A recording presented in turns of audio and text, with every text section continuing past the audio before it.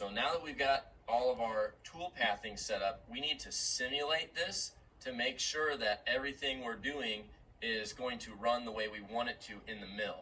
This is an extremely important part of the process to make sure that we are thinking, looking before we leap, you might say, that we are simulating before we run it in real life and potentially cause a crash.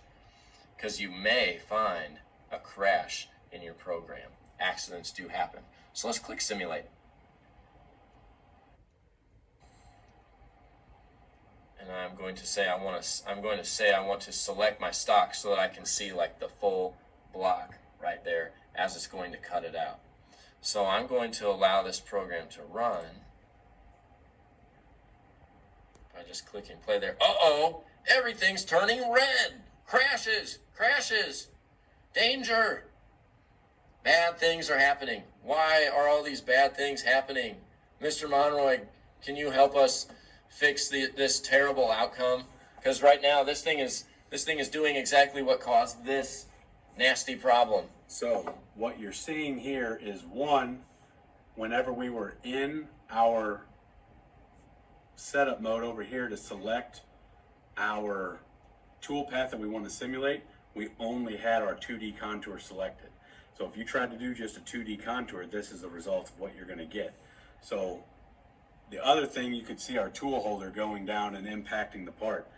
So you can see this is where we did not have enough tool hanging out of the holder to achieve the depth that we needed to achieve.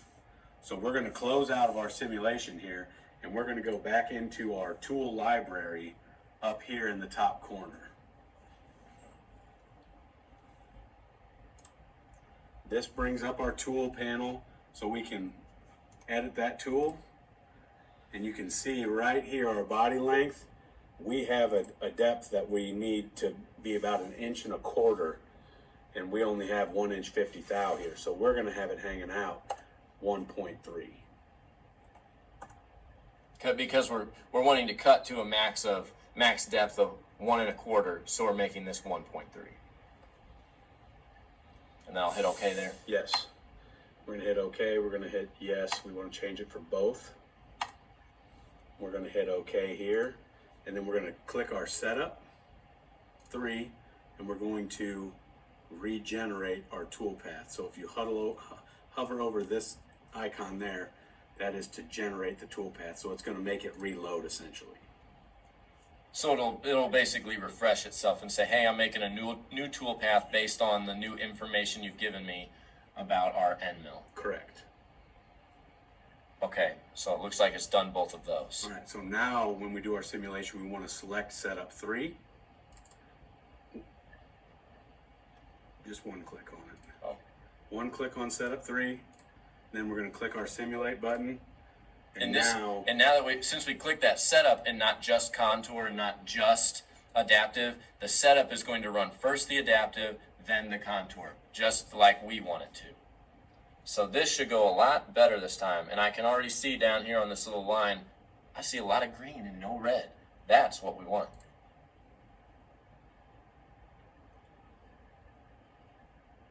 Wow.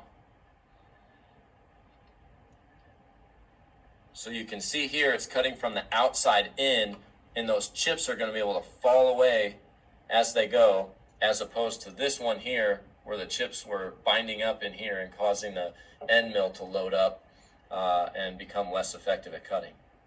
Let's speed up this simulation. As much as I enjoy watching this in slow motion, I want to see what it's going to do, and I just want to make sure everything's safe.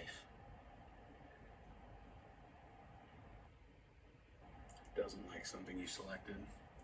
We have some red down here at the bottom, so we need to look at our 2D contour. I think we have an incorrect line selected. Okay, so let's close this. Let's go back into our contour. Yep. Go to our second tab.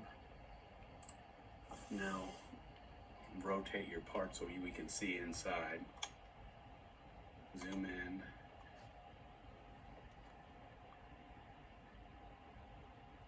It does look to me like we've designed it with a pretty deep depth here. Mm-hmm.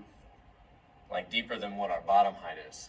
Do you think that's what it is? If it is deeper than where your lower level here is, then that will Cause it to be upset. cause it to, yeah, because then we're going deeper than our 1.3 essentially. So this is something you got to look at in design. You got to find your lowest point, and that's what really is going to define your tool stick out. So this actually helped us find a problem in our drawing as well. So like this whole thing is all a good part of the process. We can now see, okay, I should go back into my drawing and fix this depth, because you can see if I'm making a container and the bottom of the cup is lower than the base of it, then I'm just going to end up with a big hole all the way through this thing. So all I need to do is go back into my drawing and adjust this so I leave like 1/8 of an inch here, so that the bottom of that pocket is right there instead. Thanks, simulation. So we'll play our simulation. We can see that this one runs smoothly. No red, like no red on any of these walls, no red in here. We can see that there's no crashes and everything's is going to run the way we want it to. So now we just need to go set up our block and our end mill in our machine so that everything physically in reality matches the same as what we've told the simulation we're going to do, and then we'll be ready to do this.